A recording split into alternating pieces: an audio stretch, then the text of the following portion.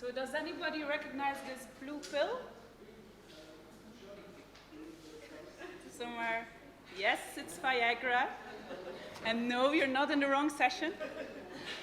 The reason why I show Viagra is because it was developed with another purpose in mind that it's now used for. And it was, for some who are interested, it was originally developed for people who suffer chest aching when they have heart diseases. But the reason why I show this pill is it's not loud enough? Okay. The reason why I show this pill is because also in the Nefertiti project we developed a tool that turned out to be useful for very different purposes than it was originally used for, meant for. So let me first tell you a little bit about the structure of Nefertiti. So as Fleur told, the aim is to set up 10 thematic networks within the themes of animal husbandry, arable farming, horticulture, and farmer attractiveness. And each network consists of 4 to 5 regional hubs. And these hubs are actually local networks of demonstration farms and innovation actors. So this is actually like the practical implementation level of the project. And besides this, you also have the executive team, which are the people involved in the work packages, the work package leaders, the task leaders, who provide tools, procedures, and manuals for these networks and hubs to be able to perform their activities in a good way and to succeed in their ambitions. So what they are doing is they organize demonstrations during 3 annual demonstration campaigns, and they have to evaluate it and improve it. So the tools and procedures and manuals for this are developed by the executive team and provided to these networks. So one of the tools we developed was the dynamic action plan. And it's a tool that initially is inspired by Van Mierlo, the dynamic learning agenda. And the aim is to help the networks to formulate specific actions for longer-term goals. So shorter-term actions for longer-term goals. So you have this goal, and along the way, during the project, there might be some challenges that occur along the path. And we ask the networks to think about in advance how they will tackle these challenges, how they will anticipate on them. So they have to write down a list of actions that they will do to take into account these challenges. So then you have a first dynamic action plan. But along the way, these challenges might change. Other challenges might occur, some things might not be relevant anymore. So then you make another action plan. And then after another year, you make another action plan, and another.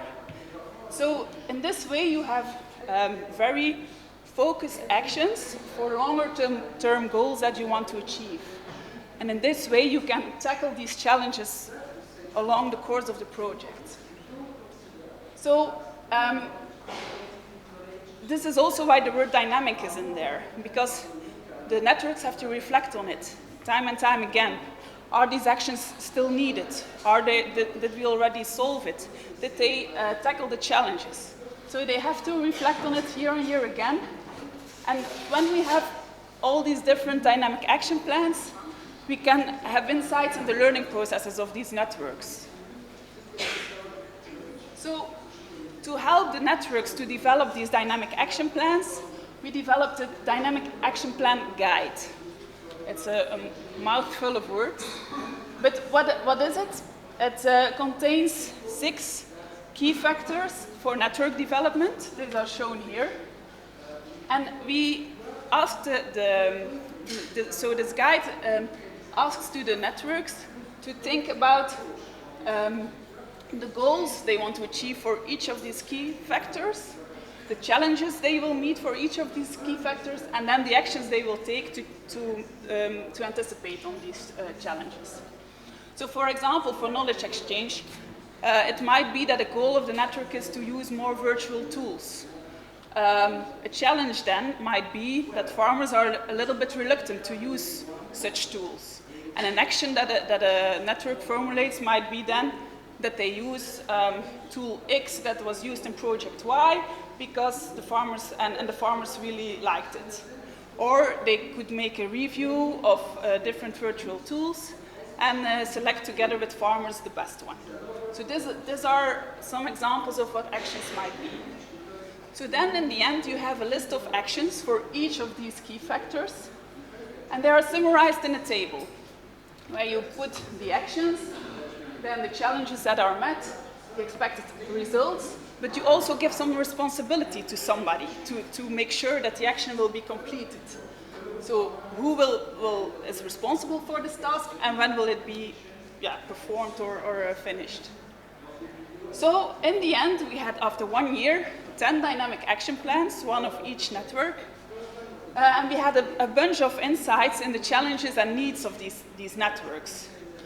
And we took all these challenges and needs to the level of the executive team, the executive committee, and we used it. We thought about it, which work packages could provide tools and procedures that could meet these needs and challenges. So what were the main challenges mentioned? For the purpose, identities, and values of a network, the main challenges were to define common purpose and goals and an identity for the network, because there are several cultural differences or different opinions on what the network should be for. So the networks suggested to do some stakeholder involvement and stakeholder consultants to see what should be the purpose of the network. Also, the adherence to norms and values was sometimes doubted because they thought maybe there could be free riders, people who work for their own cause instead of the network. So frequent communication would be interesting there. So the actions formulated by the networks to deal with these challenges were focused on the network itself, so they could provide solutions themselves for these challenges. Then for the network governance, the main issue was there how to attract actors. Especially in this first year, there were no activities yet, there were no demonstrations yet in the networks. People were also not really sure about what the role was for all these members, these network members, so it was very hard to find people to be involved in the networks. So there the idea was of the networks to liaise with existing organizations who already have a network or with other local networks. And another thing was to keep them involved in course of the route, because it's voluntary participation. There's no obligation So also here, the actions that the networks proposed to take to deal with these challenges are related to the networks themselves. In contrast, for knowledge exchange and learning activities, the main challenges mentioned were the lack of facilitation skills for knowledge exchange of these people involved in the networks. They all are very knowledgeable for their technical knowledge, but they lack the social skills. Also, how can we organize good demonstrations that are effective? So what are these good practices? And then also, how can we capture this technical innovation knowledge that is present in these networks?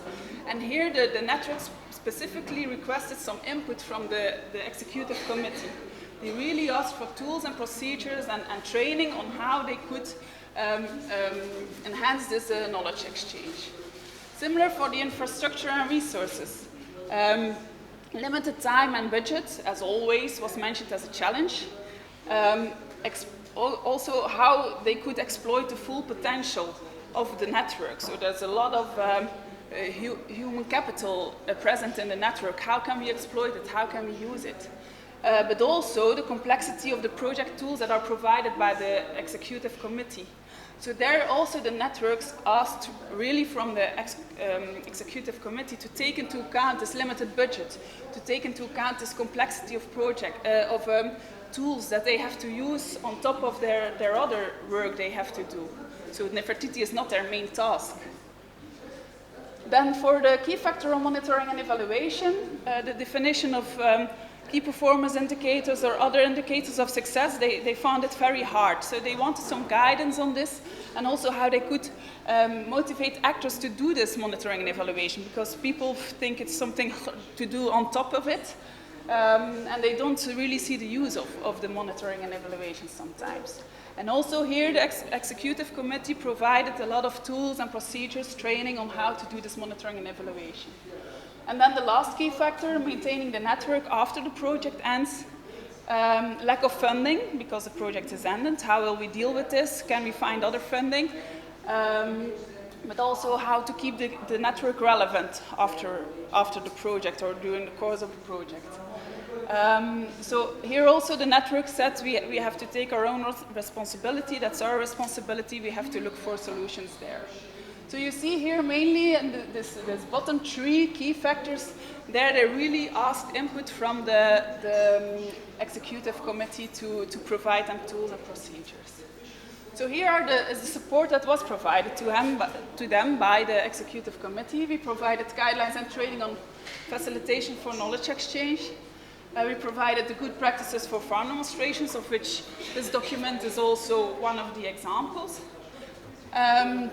We also provided templates for knowledge dissemination to help them to capture this knowledge. Regarding the infrastructure and resources, we provided them discussion time during annual meetings, because they were physically meeting then. So they could talk and really use tools that are directly useful for their network, have discussions that are directly useful for their network. We also provided user-friendly tools and procedures that we tested with the public, with the networks, to make sure that they are user-friendly, because it took some effort to make them user-friendly. And also for the monitoring and evaluation strategy and tools, we provided them also with user-friendly tools and training on monitoring and evaluation, how to do it actually. So about the network learning, so why the dynamic action plan was actually made for, we don't know anything yet, because we're only at stage 1. We only have one dynamic plan, the dynamic action plan, for each network. But I hope in a couple of years I can tell you more about this learning process and how it evolves within the networks. So my conclusion is that when you have a project where you have this practice implementation level and you have a more executive team providing tools and things like that, tools are mainly requested and interesting for knowledge exchange, infrastructure and resources, and monitoring and evaluation. And those tools and procedures that we are providing for the Nefertiti networks are equally interesting for other networks, I think. But in addition, instead of only having this as a one-way direction, going more top-down, we also say that you need a tool to capture these needs of these networks, of this practical implementation level, in order to have a more successful project delivery after the project ends. So next time when you're in a big project and you have this practical implementation level and you have besides this a more executive team, think about this pill and think about having a tool that captures these needs of this practical implementation level, so you can take them into account when you develop all these things.